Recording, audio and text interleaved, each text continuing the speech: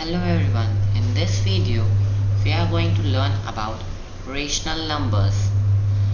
So basically, what is rational numbers?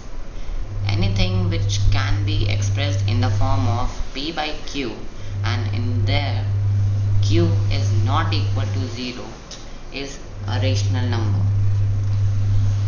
Anything like 2 by 3, 4 by 5 or anything etc. can be a rational number if it can be expressed in the form of p by q. So now there is a question for you. Is 3 by minus 3 by 4 a rational numbers? Pause the video and think of it. Yes, 3 by minus 3 by 4 is a rational number because it contains integers. Integers are -1, -2, 0, 1, 2 and so on. So if a rational number contains integer, it is a rational number.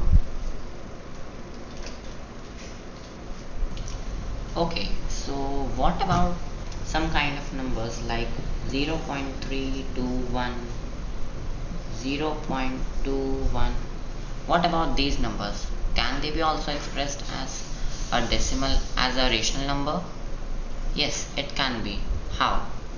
So you know that whenever you take this decimal out, you need to put zeros in the bottom. So 3, 2, 1 divided by 1, and now 1, 2, 3. So 1, 2, 3. Now it is in the form of p by q. So this will be equal to a rational number as well.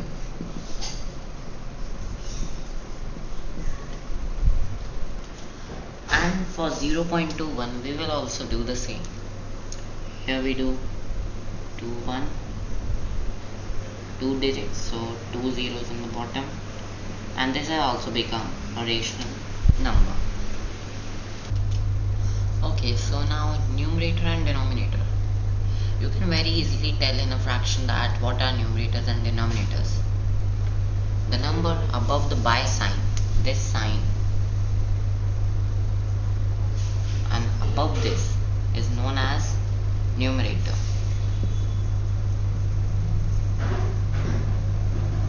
And the number below the by sign is known as denominator.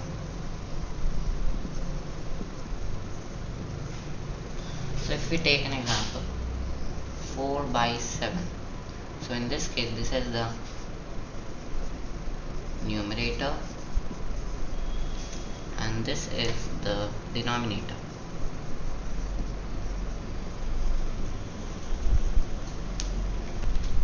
Okay, so is 5 also a rational number? 5. Guess and think. Yes, 5 can also be a rational number because if it doesn't have anything below it, so that means it has 1. So this is also a rational number. Okay, so equivalent rational numbers. You know how to make an equivalent fraction. So how can you do it? 2 by 3 is a number. You need to make some more equivalent fractions from it. So you will do 2 by 3 into 2 by 2. So that equals 4 by 6. And if you want one more, then is equal to 6 by 9. So 2 by 3, 4 by 6 and 6 by 9 are all equivalent fractions. Same applies in the rational number. Let's take minus 2 by 3. We just need to multiply it by a non-zero integer to get an equivalent rational number. If we take minus 2 by 3 into 2 by 2 is equal to minus 4 by 6. Any non-zero integer just multiply it with the rational number and you will get another equivalent rational number. You can also take a negative integer also, minus 2 by minus 5 into minus 4 by minus 4 also equals 8 by 20. So this is also an equivalent rational number. So I guess now you have understood equivalent rational number. Okay, so there is a question that minus 10 by 15 equals 10 by minus 15. The statement is correct, but how? You need to verify it. So as I told you in the multiplication, same applies for the division as well. You can just divide it by a non-zero integer to get an equivalent rational number. So how can you verify this? You can verify this by, if we take multiplication, so minus 10 by 15 into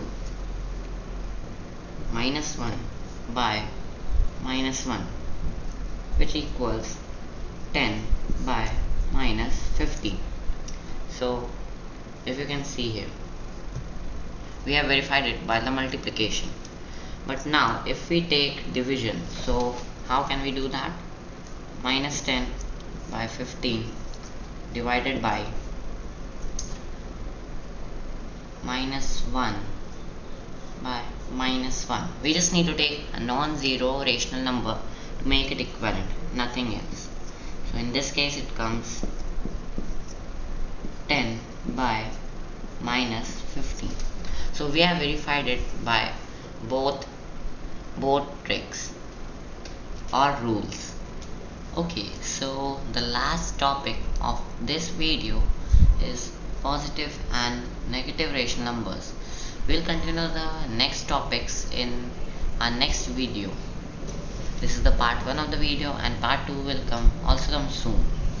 So what are positive and negative rational numbers? Okay, so if you can see 3 by 5, it has no negative sign, it means it has plus. So in this case, if there are no negative sign in the rational numbers, then it is said to be as a positive rational number. But if you see minus 10 by 15, so in this case minus 10 by 15, here it has the negative sign.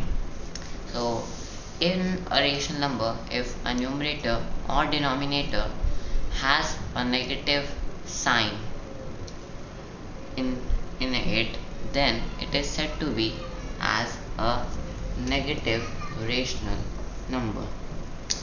So I hope you have understood all the topics covered in this video.